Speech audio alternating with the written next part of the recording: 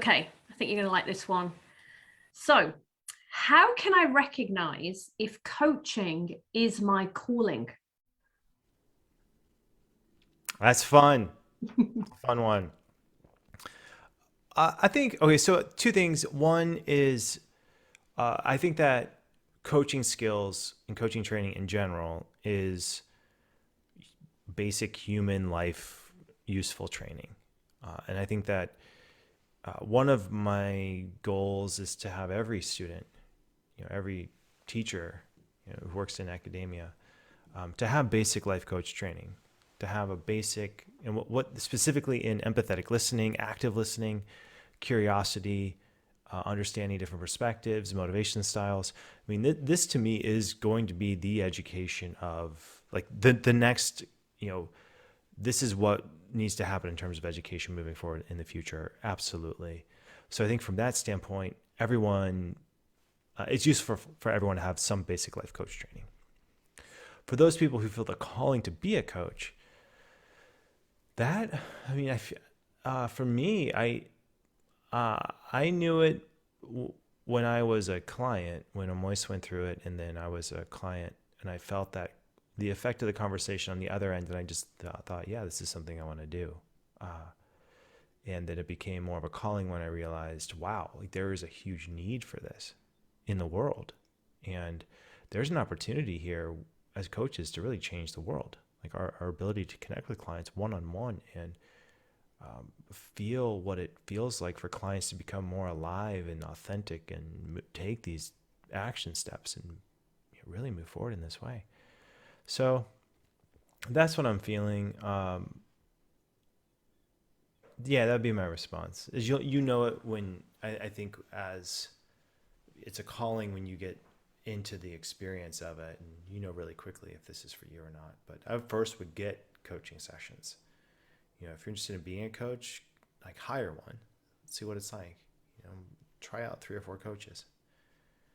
That's what I would do. What would you say your personal mission is, John?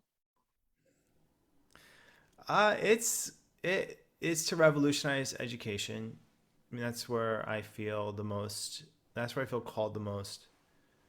That's where I feel like I have the most experience, and I mean, it still gets me now. Like when I think about the different projects I'm working in, that's the one that continually tugs me back. I can't get away from it, nor do I really want to. So I feel like the what I feel like the what we're doing now in this whole organization now, it's basically building an engine to fulfill a vision, and it feels really positive. I mean, it feels like I'm doing the thing that's I'm doing the next thing that's required for the, you just do the next thing. Like that's, I don't know how to do the next thing. Yeah, whatever the vision requires, you create the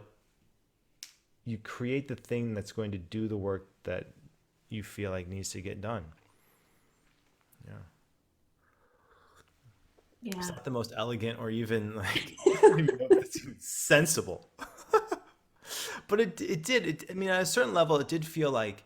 Okay, I was a teacher. I found coaching. I thought, okay, wow, really, there are so many opportunities here to optimize the content of what students are learning, as well as the mindset, the perspectives that teachers and administrators and parents have when it comes to learning. Like there are so many opportunities to increase that. And then once the need is identified, and then you have an idea of your strengths, what could help, it just seems like where those two match, that's where the sweet spot is. And then in that sweet spot, then the next steps become apparent. That's what I would say. Yeah, I'm curious, Raj, your take on this as well. I was listening to your journey when you first had coaching. I think for me, I mean, coaching, it was just life changing. I still talk about how life changing it was. I just love all things coaching. And I think it was much more than that desire to want to just help people, because I'd already was in work that was helping people. Like I started my career as an interpreter, working with young people from disadvantaged backgrounds. I was in advocacy services, and I ran services for Black and minority ethnic communities. So I was already in that kind of work. And then I kind of stumbled across my coach, which was in diversity inclusion work. And I think it was right from the first session. It felt like magic. I couldn't explain it. I thought, what is happening here? Mm-hmm. And the more sessions I had with her, I just felt like, I think this is what I want to do. I would love to be able to make this kind of impact on other people. And even now, I wear a number of different hats. I'm a consultant in corporations and a mentor and a facilitator.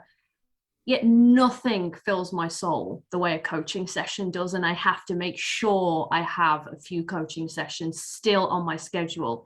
Doesn't matter how busy I get, because the way I feel after a coaching session is just, it's different to how I feel after consulting or even training.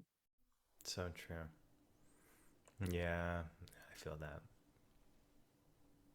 What is it, John? What do you think it is about coaching that makes us feel that way? Mm. Well, I've been putting, I've been doing a couple practice. So I have a couple practice clients again, which, I mean, I've always had my hand in things where I was leading coaching sessions or doing coaching while training. And now I have a handful of clients I'm seeing through this process. I think what it is, there's something deeply fulfilling in having a designed conversation where you know that the attention is going to be only on one person for a long period of time. And there's a certain ease that gets set up in that. And the next, the next sort of designed part of it is the person who is getting the attention, they get to be the expert. They get to be the one to explore, have all the expertise, and the one who's, listening is really just their job is to be curious. And it's rare. Our society doesn't really do that or we haven't done that.